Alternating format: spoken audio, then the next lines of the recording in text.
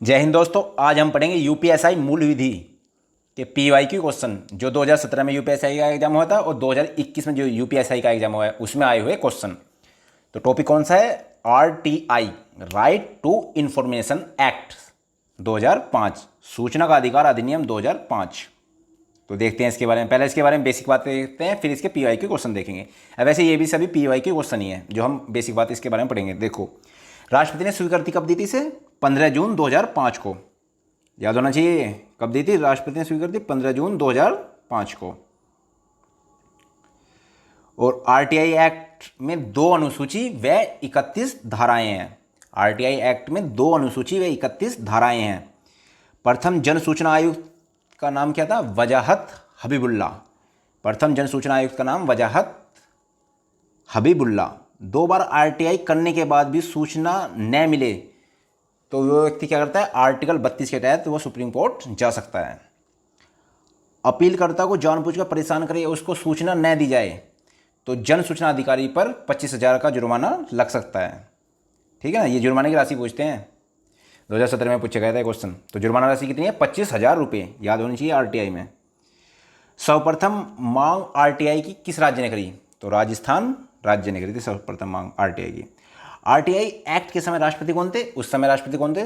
वर्ष 2005 की बात हो रही है, तो आपको याद होनी चाहिए एपीजे अब्दुल कलाम। ये क्वेश्चन भी आया था यूपीएसआई में। और प्रधानमंत्री कौन थे उस टाइम पे? पीएम थे हमारे मनमोहन सिंह। और आरटीआई एक्ट आर्टिकल कौन सा है इसमें? आर्टिकल 19 के तहत सूचना का अधिकार। अब देखते हैं क्वेश्चन फर्स्ट। निम्न में से किसके पास भारत के मुख्य सूचना आयुक्त को हटाने की शक्ति है? यूपीएसआई 15 नवंबर 2021 में शिफ्ट फर्स्ट में क्वेश्चन आया था ये। तो देखो, ऑप्शन ए केंद्रीय गृह मंत्री, ऑप्शन बी भारत के राष्ट्रपति, ऑप्शन सी भारत के प्रधानमंत्री और ऑप्शन डी केंद्रीय इलेक्ट्रॉनिक और सूचना प्रौद्योगिकी मंत्री। तो किसके पास है हटाने का अधिकार? भारत के राष्ट्रपति के पास। क्वेश्चन 2, सार्वजनिक प्राधिकरणों को सूचना के प्रकटन का दायित्व सूचना का अधिकार अधिनियम 2005 के तहत अनिवार्य है। धारा 4 में, ऑप्शन बी धारा 8 में, ऑप्शन सी धारा 5 में, ऑप्शन डी धारा 6 में। तो किस में अधिकार है? धारा 4 में। इसकी सभी धारा याद होनी चाहिए। ठीक है।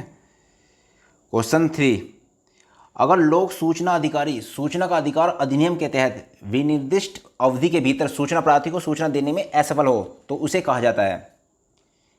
ये यूपीएसआई 12 दिसंबर 2017 का जो एग्जाम हुआ था शिफ्ट थर्ड में ये क्वेश्चन आया था। ये सभी ऑफिशियल एग्जाम के पीवाई के क्वेश्चन है। तो ऑप्शन ए अवमानना, ऑप्शन बी समय समाप्त, ऑप्शन सी सूचना स्थिर और ऑप्शन डी मानित अस्वीकृति। तो इसका सही आंसर क्या है? ऑप्शन डी मानित अस्वीकृति कहते हैं उसे। क्वेश्चन 4, सूचना का अधिकार अधिनियम का मूल उद्देश्य सरकार के कार्य में को बढ़ावा देना है। पारदर्शिता को या जवाबदेही को। तो ऑप्शन ए केवल क्यों, ऑप्शन बी केवल पी, ऑप्शन सी पी और क्यू दोनों, ऑप्शन डी न तो पी और न ही क्यों। तो इसका सही आंसर क्या है? पी और क्यों दोनों, दोनों की जवाबदेही बनती है, पारदर्शिता की भी और जवाबदेही। इसके तहत सूचना का अधिकार अधिनियम का मूल उद्देश्य क्या है? तो सरकारी कार्य में पारदर्शिता भी होनी चाहिए, जवाबदेही भी होनी चाहिए। इसका मूल उद्देश्य ये है आरटीआई एक्ट को लागू करने का। क्वेश्चन नंबर 5, निम्न में से कौन सा सूचना का अधिकार अधिनियम 2005 के तहत सूचना की परिभाषा के अंतर्गत नहीं आता है? क्या नहीं आता आरटीआई के अंतर्गत? दिसंबर यूपीएसआई 21 दिसंबर 2017 में शिफ्ट फर्स्ट में क्वेश्चन आया था ये। तो ऑप्शन ए फाइल टिप्पण, ऑप्शन बी परिपत्र, ऑप्शन सी किसी भी इलेक्ट्रॉनिक रूप में रखी डाटा सामग्री, ऑप्शन डी लोक पुस्तिका। तो इसका सही आंसर क्या है? क्या नहीं आता इसके अंदर? फाइल टिप्पण नहीं आता।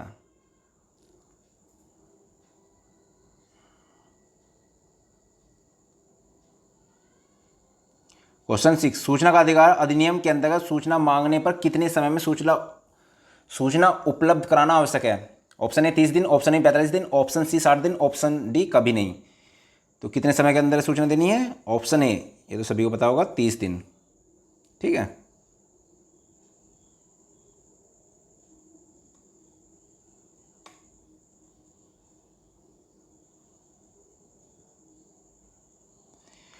क्वेश्चन 7, सूचना का अधिकार आरटीआई अधिनियम के प्रावधानों के मुताबिक प्रथम अपीलीय प्राधिकारी से संतोषजनक उत्तर न मिलने पर कितने दिनों के भीतर कोई व्यक्ति मुख्य सूचना आयुक्त के पास अपील दर्ज कर सकता है। यदि आपको कोई संतोषजनक उत्तर नहीं मिला तो कितने दिनों के बाद दोबारा अपील कर सकते हो। तो ऑप्शन ए 90 दिन, ऑप्शन बी 30 दिन, ऑप्शन सी 45 दिन, ऑप्शन डी 60 दिन। तो इसका सही आंसर क्या है? ऑप्शन ए 90 दिन। क्वेश्चन 8, कौन सी जानकारी को सूचना का अधिकार आरटीआई अधिनियम के तहत साझा नहीं किया जा सकता? बौद्धिक संपत्ति के बारे में जानकारी, और सेकंड विदेशी सरकारों से प्राप्त सूचना। तो ऑप्शन ए केवल पी, ऑप्शन बी केवल क्यू, ऑप्शन सी पी और क्यू दोनों, ऑप्शन डी पी और क्यू दोनों में से कोई नहीं। तो इसका सही आंसर क्या है? ऑप्शन सी पी और क्यू दोनों। ये सूचना का अधिकार अधिनियम के तहत इनकी सूचना नहीं दी जा सकती। ठीक है ना। क्वेश्चन 9, सूचना का अधिकार अधिनियम 2005 में कितनी अनुसूचियां हैं? ये शुरू में बताया था। कितनी अनुसूचियां हैं? 2 अनुसूची है और 31 धारा है आरटीआई एक्ट 2005 में। ठीक है। क्वेश्चन 10, निम्न में से कौन सा निकाय सूचना का अधिकार आरटीआई दायरे में आता है? स्वापक नियंत्रण ब्यूरो, प्रवर्तन निदेशालय और अनुसंधान विश्लेषण स्कंद, जिसे क्या कहते हैं? RAW। तो कौन कौन? ऑप्शन ए और सी, ऑप्शन बी और सी, ऑप्शन ए और B, option A B C में से कोई नहीं। तो बताइए कौन आरटीआई के दायरे में आता है? तो कौन कौन आते हैं? ऑप्शन सी यानी ए और बी आते हैं। एक तो स्वापक नियंत्रण ब्यूरो और एक दूसरा परिवर्तन निदेशालय। रो आरटीआई के दायरे में नहीं आता। तो रो की जानकारी हम यदि आरटीआई के तहत लेना चाहें तो हमें नहीं मिलेगी। ठीक है ना।